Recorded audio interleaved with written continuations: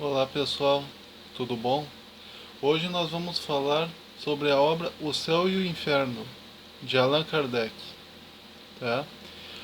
A gente já falou aqui sobre o Livro dos Espíritos, de Allan Kardec. A gente já falou aqui sobre a Gênese segundo o Espiritismo, de Allan Kardec. Hoje a gente vai falar sobre a obra O Céu e o Inferno, de Allan Kardec. Bom, na obra O Céu e o Inferno, né, conforme escreveu Allan Kardec, em primeiro lugar, geralmente as pessoas elas têm a visão de que o céu é um lugar de contemplação, é um ambiente onde o indivíduo fica num estado de contemplação espiritual, de contemplação meditativa, né? E vem o inferno como um castigo, uma punição, um lugar cheio de fogo, enxofre, enfim, muita coisa ruim. E mais o purgatório, né, que seria um estado intermediário. As almas que vão para o purgatório, elas não merecem ir para o inferno, porque elas não são culpadas de um pecado mortal terrível que condene elas a um estado de inferno permanente, mas elas também não são merecedoras de entrar diretamente no céu, porque elas têm impurezas pecaminosas dentro dela que impedem elas de acessar diretamente ao céu. Então qual é a solução nessa situação? O purgatório.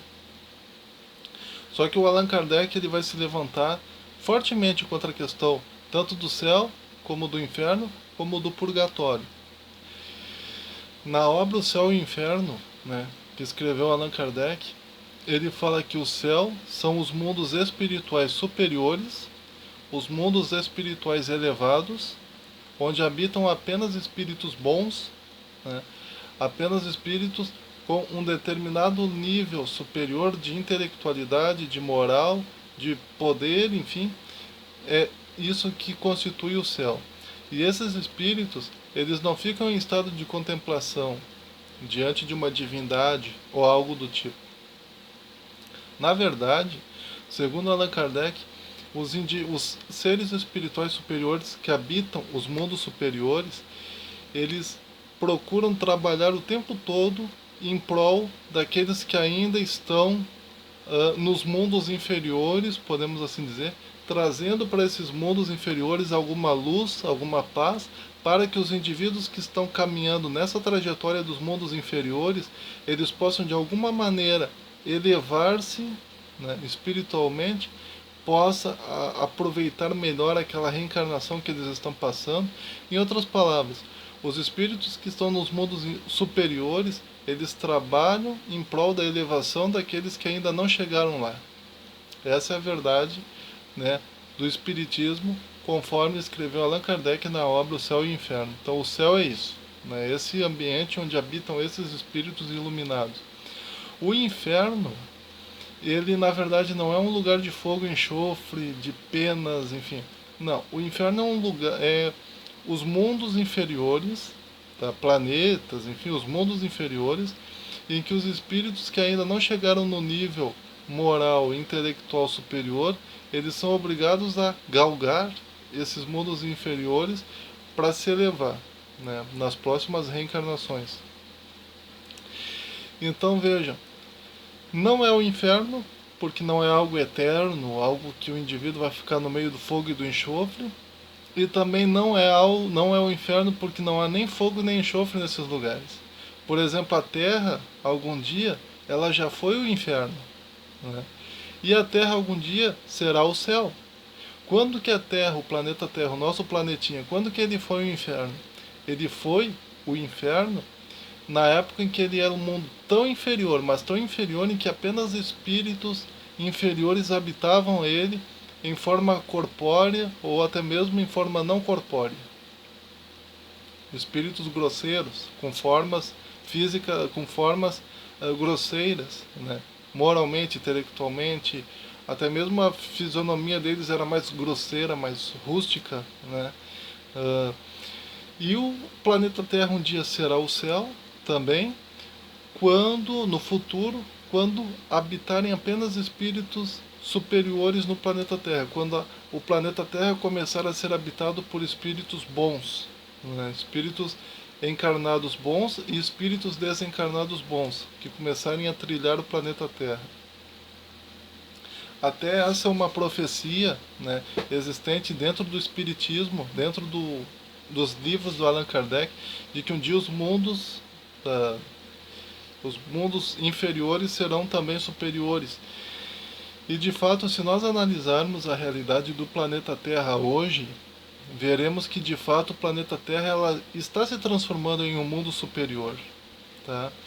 Às vezes as pessoas dizem, não, a humanidade está cada vez pior, né? A humanidade está moralmente cada vez pior, intelectualmente. Exatamente o fato de você perceber a situação em que a humanidade está já é um sinal de progresso, já é um sinal de avanço.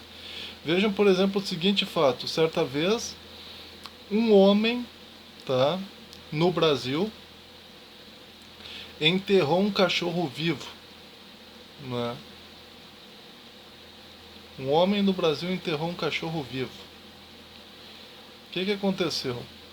Mais tarde as pessoas ficaram sabendo, foram lá, salvaram a vida do animal e, em determinado momento, foram lá e exigiram satisfação, né, do homem que havia feito isso com o pobre animalzinho. Quando nós lemos, tá, os contos de fada dos irmãos Grimm, do Andersen, ou do Proust, ou do Oscar Wilde, né, os contos do Oscar Wilde, por exemplo, nós vemos que no passado, há alguns anos atrás, há 100 anos atrás, há 200 anos atrás, há vários anos atrás, não existia essa preocupação com a vida animal. Né?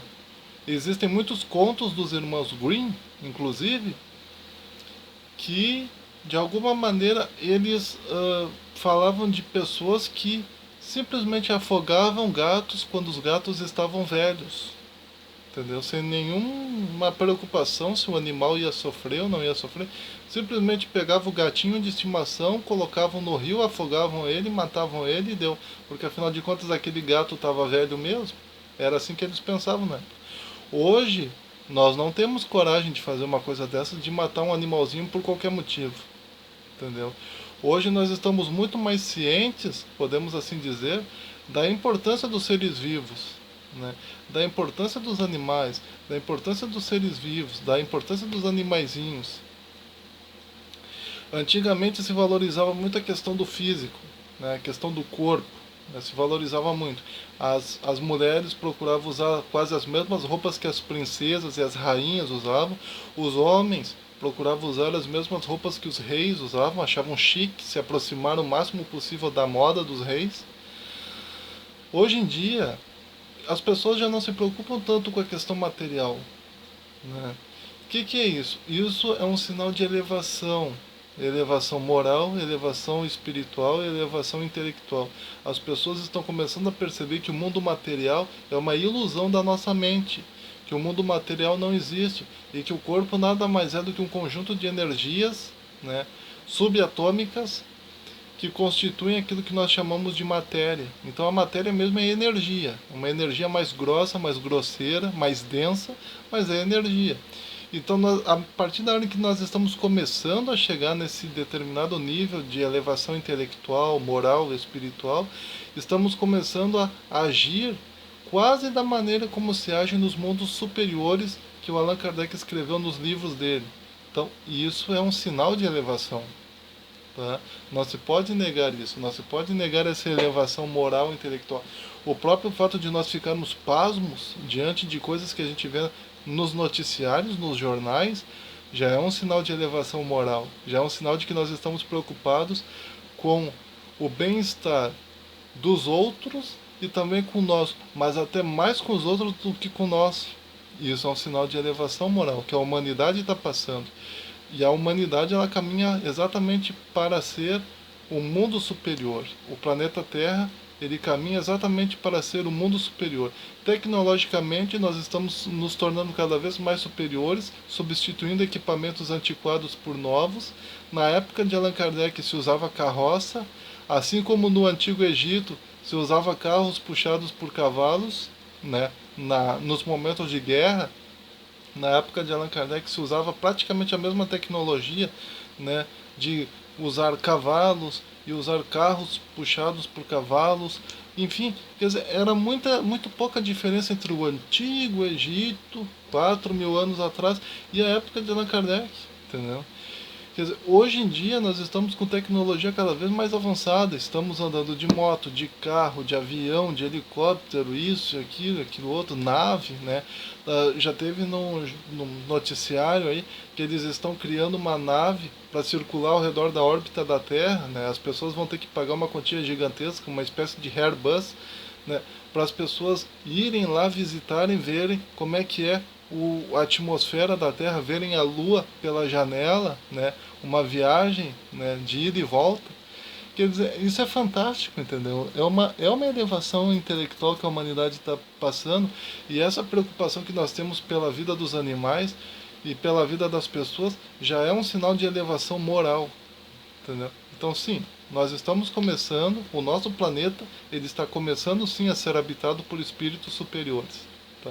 Essa profecia, entre aspas, de Allan Kardec, ou dos espíritos, né, que se comunicaram com Allan Kardec, está se cumprindo, de fato, não se pode negar isso. Então, em determinado momento, quando o Allan Kardec ele vai falar no céu e o inferno sobre os anjos, né, ele vai dizer para nós que os anjos, eles são na verdade os espíritos superiores, os demônios são os espíritos inferiores, que algum dia também se tornarão superiores. Nós algum dia fomos demônios, no sentido de que fomos espíritos inferiores, habitamos o inferno, no sentido de que habitamos um dia os mundos inferiores. Um dia seremos anjos, no sentido de que seremos um dia espíritos superiores, destituídos de corpo e tendo apenas o envoltório do perispírito, ou até sem o envoltório do perispírito, né, com algo ainda mais iluminado. E algum dia habitaremos o céu, né, mundos superiores, mundos cada vez mais superiores, em que até mesmo o perispírito é considerado uma coisa grosseira, né? Então, os espíritos sofredores são aqueles espíritos que ainda estão em estado de sofrimento, né? Precisam se recuperar de alguma coisa que fizeram. É interessante a maneira como os espíritos falam do suicida, né? O suicida, fala-se do o suicida da Samaritana. A 7 de abril de 1858, pelas 7 horas da noite, um homem de cerca de 50 anos e decentemente trajado apresentou-se no estabelecimento da Samaritana de Paris e mandou que lhe preparassem um banho. Decorridas perto de 2 horas, o criado de serviço, admirado pelo silêncio do freguês, resolveu entrar no seu cômodo, a fim de verificar o que ocorria.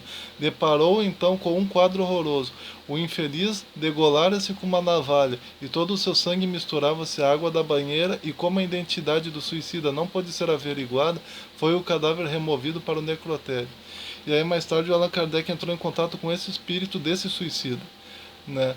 E ele perguntou, de onde você vem? Onde vos achais hoje? E o suicida respondeu, não sei, dizei-me, né? Dizei-me se vivo, pois esse ambiente me sufoca. Sinto-me aliviado, né? Qual o motivo, o Allan Kardec pergunta, qual o motivo que vos arrastou ao suicídio? O espírito respondeu, morto? Eu? Não, que habita o meu corpo. Não sabeis como sofro, sufoco-me. Oxalá que mão compassiva me aniquilasse de vez. Ou seja, o suicida, né, como ele cometeu o suicídio, ele não sabe que ele morreu. Então o corpo dele, né, morreu, mas a alma dele, podemos dizer, ela não sabe que morreu. Então ele está naquela situação, ele não sabe se ele morreu ou se ele está vivo. Então nesse diálogo que Allan Kardec faz com esse espírito desse suicida, e isso está escrito no Céu e o Inferno, né, de Allan Kardec, o espírito ele mostra que ele manifesta sofrimento, ele fala que ele se sente, ele sofre, né, diante daquela, quando os bichos comem o corpo dele, ele sente, né, um mal-estar, quer dizer, como se ele ainda estivesse no corpo. Por quê? Porque as ligações do perispírito dele ainda estão no corpo. Então tudo que o corpo morto sofre, a decomposição do corpo, o espírito sofre junto, mesmo que o espírito esteja a quilômetros de distância do corpo. Tá? Essa é a explicação espírita para esse fenômeno. Tá? Então, o suicídio é considerado no espiritismo uma coisa gravíssima, que não pode ser feito, não deve ser feito em hipótese alguma. Tá certo? Então, leiam esse livro, compartilhe esse vídeo. Até mais.